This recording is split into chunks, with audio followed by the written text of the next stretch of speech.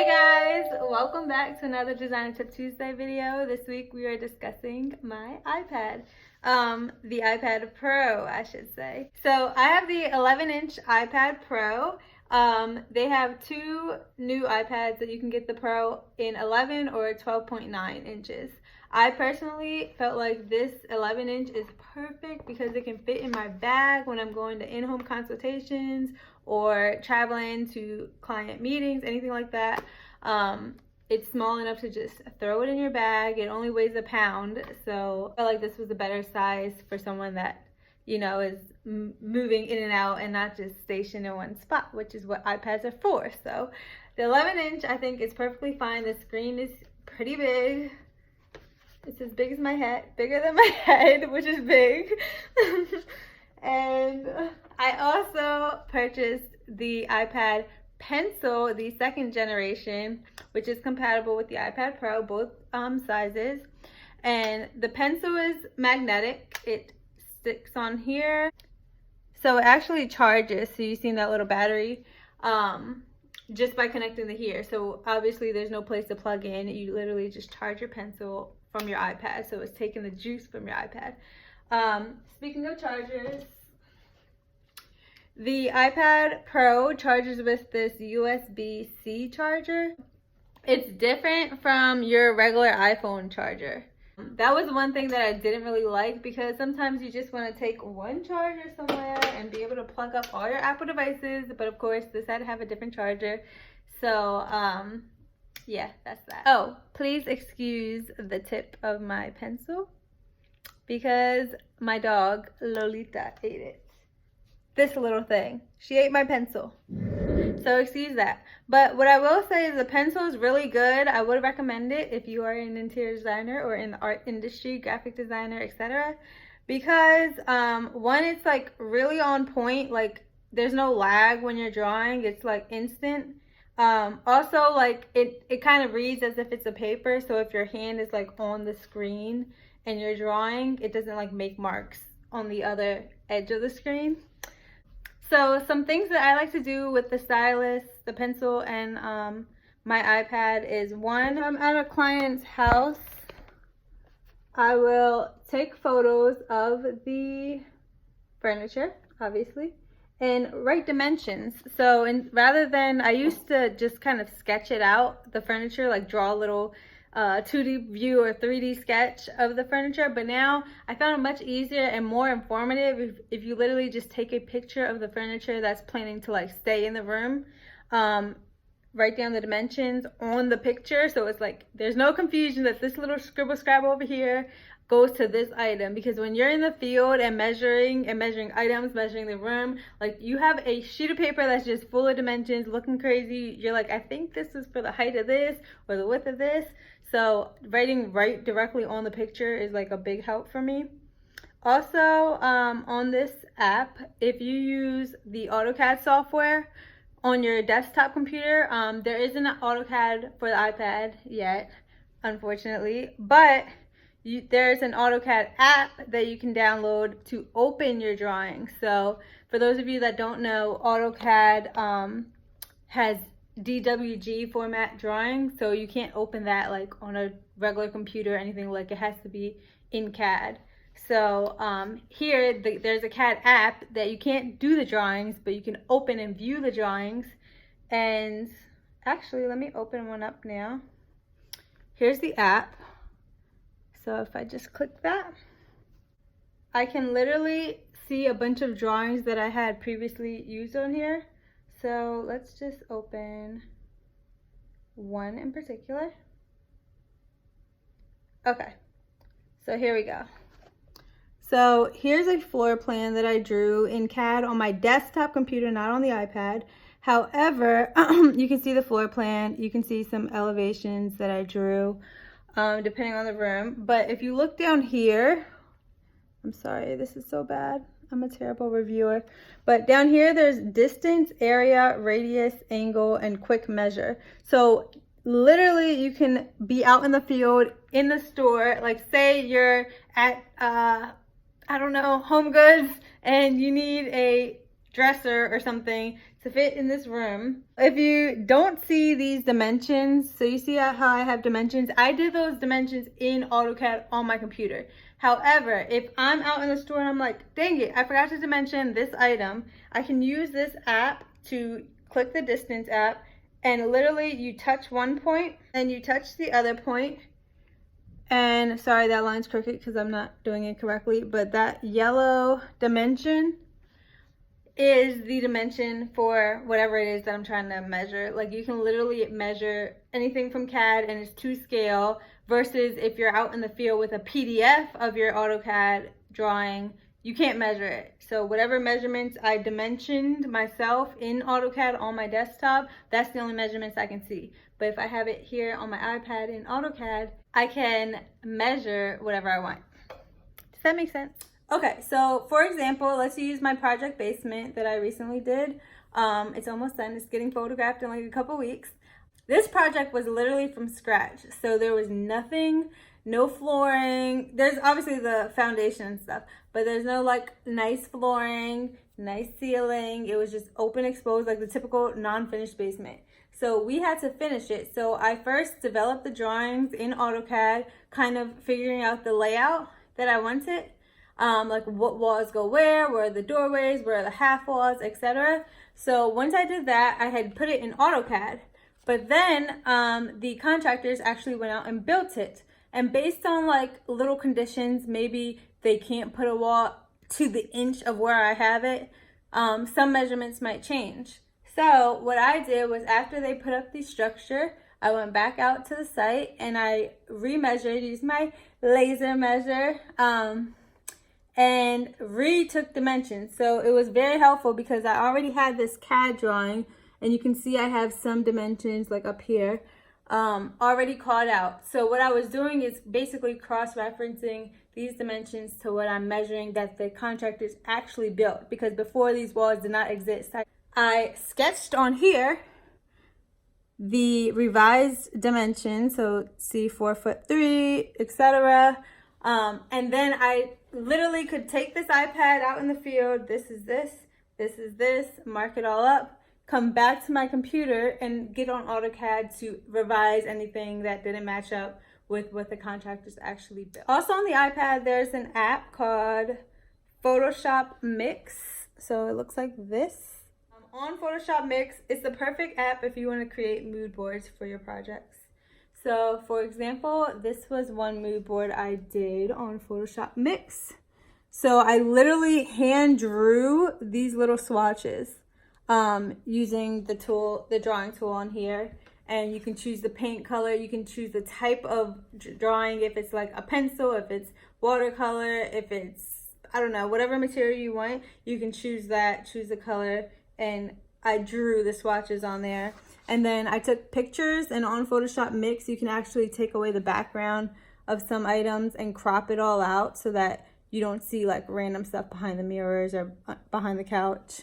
And you can scale everything to be bigger, smaller, etc. so that you can create your mood boards. So I typically do all of my mood boards on Photoshop, the real Photoshop on the desktop computer. So with that desktop, I can do like, put the background, the real background of the house behind the picture, just so that the client can really envision what this furniture looks like in their real space. So you cannot do this with the iPad Pro yet.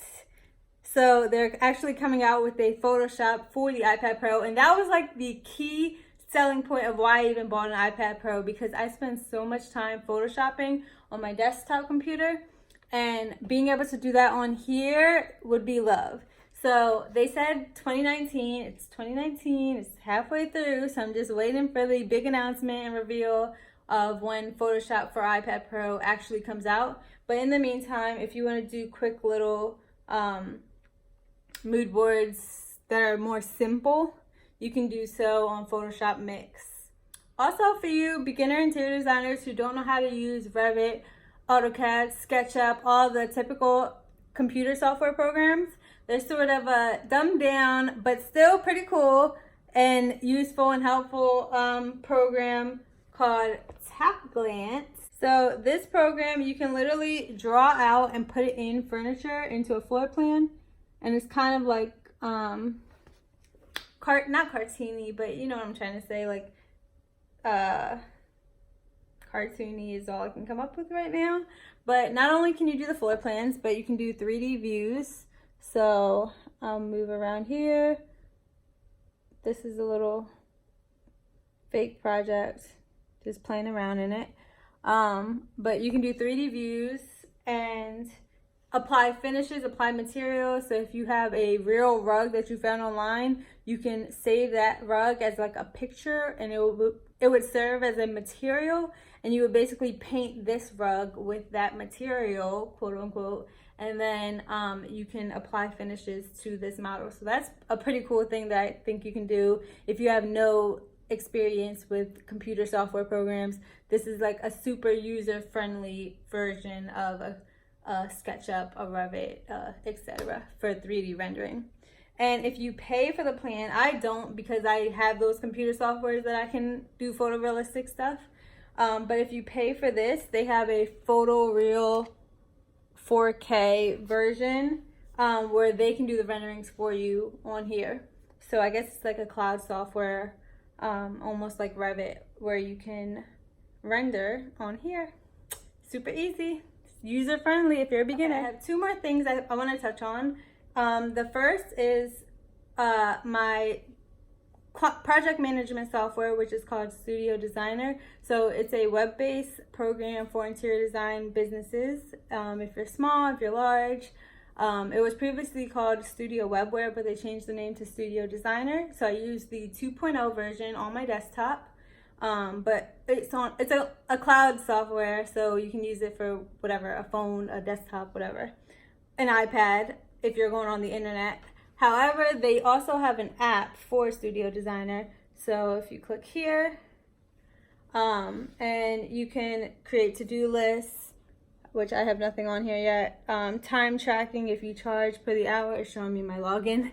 You can do time tracking if you charge per the hour. You can put addresses in, and you can add what they call items, which is like the different furniture pieces that you're putting in the space. So you can do all that from your iPad. There's kind of the little list. If you use Studio Designer, but obviously if you don't use this project management software, then this app will be useless for you, because you can't just use the app without paying for the software on your internet. The final thing that I wanted to mention that I use on my iPad Pro is the PayPal Here app.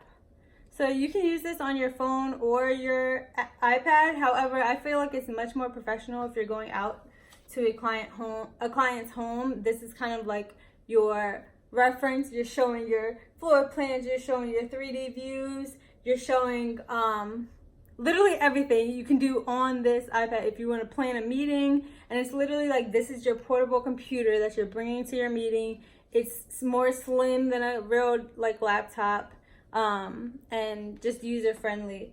But on here I have PayPal Here, which is what I use to accept payments from my client. Not like the design fee or anything like that, but if I need to be reimbursed for mileage or anything like that, maybe something small that I picked up at the store, if they need to reimburse me, I have a PayPal Here chip card reader, and it's Bluetooth. So I just use that connected to here through the Bluetooth, Wi-Fi, and they literally just enter their card in there. They sign on here. So you can use your Stylus pencil. Here you go. They can sign their name off that they're signing for the payment. So that's much more professional than them using their finger on your phone to sign off. So this iPad Pro just took my business up to another level. I feel like I definitely think it's worth the money. Speaking of money, I haven't talked about pricing. So I personally only pay for the Wi-Fi only version. You can pay for the cellular version if you want to add a monthly fee to your plan. That way you can use it wherever, whenever. If you're balling, go ahead and do that. However, if you find yourself mainly using this if you're in a client's house, most likely your client has Wi-Fi, or if you're in Starbucks or something trying to work from your iPad, they have Wi-Fi. So almost everywhere you go has Wi-Fi, and those very few places that don't have Wi-Fi, I use my cell phone hotspot. So if you have a hotspot on your phone, you can easily just connect that to the Wi-Fi on here. That way you can use your iPad Pro wherever you go. So I paid $949. Yes, it's a lot, but it's an investment. Just think about this. This is leveling your business up, making you look more professional, all that good stuff. So I paid $949 for the iPad Pro 11-inch, and it has 256 gigabytes. It literally is identical to the 12.9 version. Literally, I was reading line for line, like the comparison chart.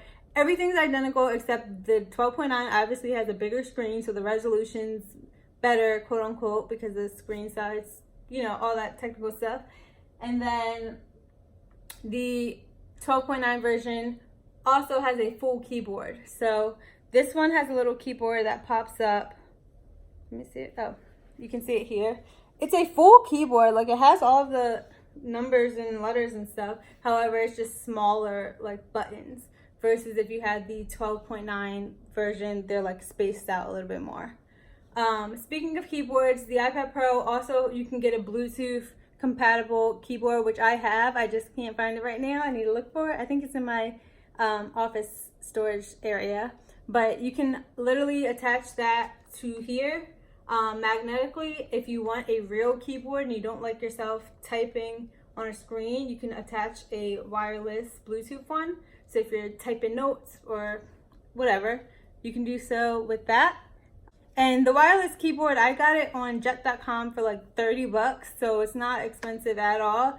This, however, is expensive, which is why I'm still using a beat up one because it still works. So this costs $107.99 for me. I had a coupon for $20 off on Google Express, I believe. So I saved a couple bucks, but it's still expensive for a pencil. But it's well worth it. It's a pencil that never runs out of ink. You don't have to sharpen it. And it's just professional, easy charges on there. Keep it moving. Let me know if you have any other questions. I feel like I touched on a lot, but I didn't want to make this video super long and drawn out. So let me know. Comment below. Oh, and please give this video a thumbs up if you liked it.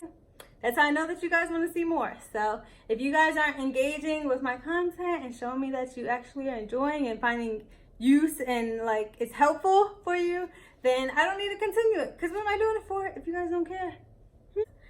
So don't be like the rest of them, darling. Bye.